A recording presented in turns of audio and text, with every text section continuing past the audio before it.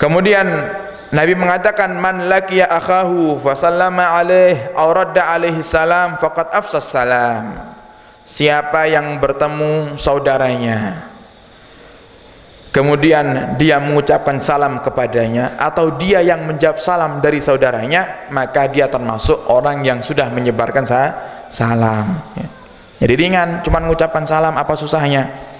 Wa man at'ama iyalahu wa ahlahu min at-ta'am hatta ashba'ahum faqad at'ama at-ta'am.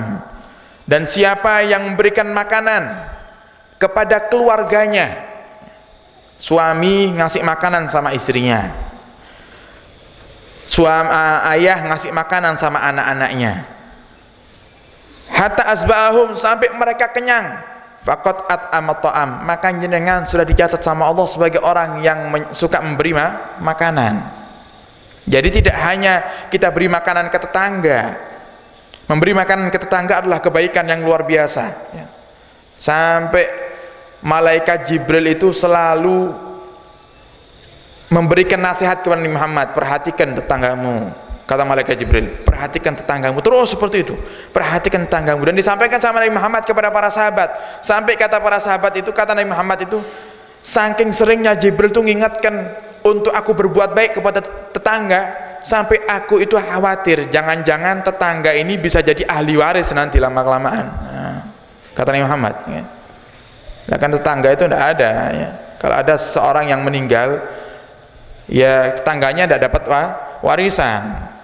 Tapi saking luar biasanya malaikat Jibril itu selalu mengingat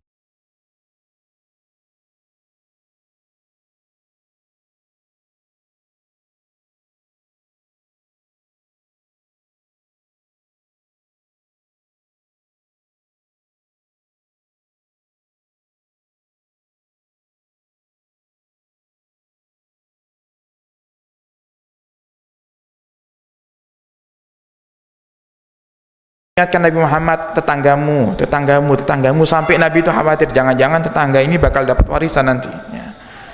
Dihitung masuk ke bagian orang-orang yang mendapatkan warisan.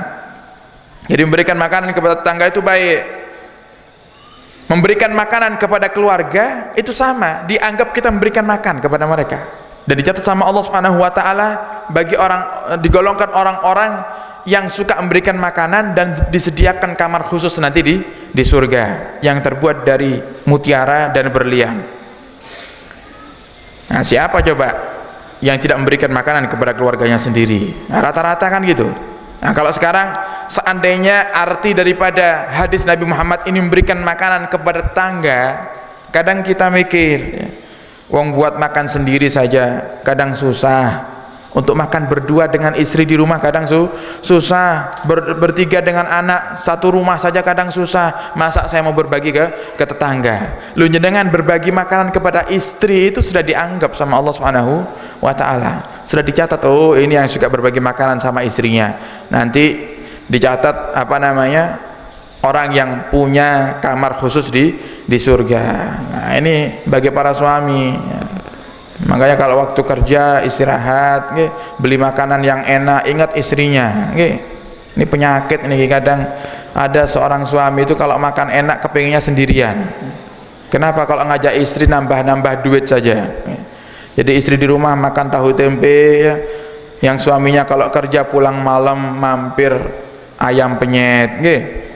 Istrinya seminggu sekali makan ayam aja untung-untungan. Nah, ini suami yang tidak bertanggung jawab niku. Jadi belikan satu bungkus hadiah, tahadu tahabu, saling memberikan hadiah, apalagi itu sepasang suami istri, itu akan menumbuhkan cinta yang luar biasa dalam kehidupan ya. Suami ngasih hadiah kepada istrinya, oh tambah cinta istrinya ya. Tambah dinanti-nanti ya. Dinanti-nanti kehadiran suaminya maksudnya, bukan nanti-nanti hadiahnya ya. Kalau nanti hadiahnya selalu ada istri, kapan ya suamiku ngasih hadiah, berarti istrinya mata duitan niku. Yang dinanti-nanti, ya Allah rindu kapan suamiku pulang. Padahal tadi pagi masih ketemu, ya. Tadi pagi masih ketemu, suaminya kerja pulang malam, itu sudah dinanti. Kenapa? Sebab tumbuh cinta yang luar biasa dalam hati. Nah, kalau sudah cinta itu tumbuh, makanya kata penyair, Wa kaifal muhibbu yansadikra habibin wa ismuhu fi fuadihi maktubu. Bagaimana orang yang cinta itu bisa melupakan orang yang dicintainya, sedangkan namanya selalu terukir dalam hatinya, ya. Nah, kalau kita cinta sama Nabi Muhammad, ya Nabi Muhammad ada selalu di hati kita. Lah sekarang kita tanyakan, kira-kira ada ndak nama Nabi Muhammad di hati kita? Kalau tidak ada, berarti kita belum cinta. Nah, kalau kita ngaku cinta sama istri kita, ya selalu ada di hati kita. Kemanapun kita berada, istri yang kita perhatikan. Oh, istriku di rumah sudah makan belum? Nah, makannya apa di rumah? Saya di sini makan enak. Istri makan enak enggak di rumah? Itu tanda cinta. Jadi berbagi makanan kepada keluarga juga termasuk golongan orang-orang yang nanti akan diberikan oleh Allah kamar yang indah di surga. Wa man shama syahra Ramadan wa min kulli syahrin salasata ayyam faqad ada masyam. Termasuk juga puasa. Kan tadi kata Nabi Muhammad, kamar-kamar indah itu Allah berikan untuk orang-orang yang banyak puasa. Apakah kami mampu ya Rasulullah untuk banyak puasa? Lu kamu itu puasa Ramadan terhitung dari golongan tersebut, kata Nabi Muhammad. Lah kira-kira jenengan semua yang hadir di sini puasa Ramadan apa mboten? Puasa. Maka jenengan termasuk orang-orang yang nanti di akhirat akan mendapatkan kamar yang indah di surga, khusus untuk kita yang berpuasa di bulan Ramadan. Oh, ditambah lagi, tidak banyak puasa, cuman puasanya sebulan 3 kali. Ada masyam min kulli syahrin salasata ayyam, dari setiap bulan 3 kali. Ayyamul bid, ya. Diambil ayyamul bid 13, 14, 15, ya. Setiap bulan yang dihitung bulan Hijriah, okay? Bukan bulan Masehi, bulan Hijriah. Cari tanggal 13, 14, 15.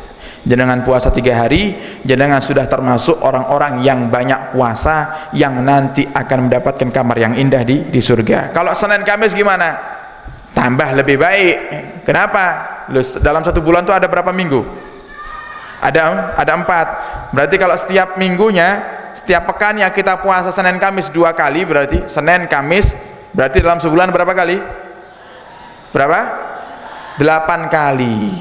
Yang 3 saja sudah dianggap banyak puasa, apalagi yang 8 kali, ya. Lebih banyak. Jadi orang-orang yang mengamalkan puasa Senin Kamis atau puasa Ayyamul Bid, itu mereka akan mendapatkan kamar khusus nanti di surga.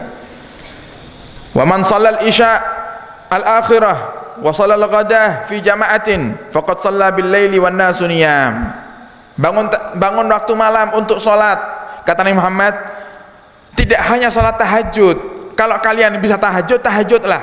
Tidak bisa tahajud, kamu salat isya berjamaah saja, itu kamu sudah dianggap sama Allah orang yang salat di waktu malam di saat manusia tidur. Jadi salat isya berjamaah, baik itu di masjid ataupun di rumah dengan istri, dengan anak, salat berjamaah pokoknya, jenengan sudah dianggap sebagai orang yang termasuk nanti akan mendapatkan kamar yang indah di surga. Wal ghadah, dan juga salat ghadah. Salat ghadah itu salat subuh, ya. Salat subuh berjamaah juga dihitung termasuk orang-orang yang nanti akan mendapatkan kamar yang indah di surga. Nah, ini apa namanya, amaliyah yang tiap hari kita kerjakan, ya. Tiap tahun kita kerjakan puasa Ramadan, ya. Salat berjamaah minimal bagi laki-laki tiap minggu juga dikerjakan, dihitung sama Allah sebagai orang-orang yang beribadah luar biasa. Bahkan tidak hanya salatnya, ya.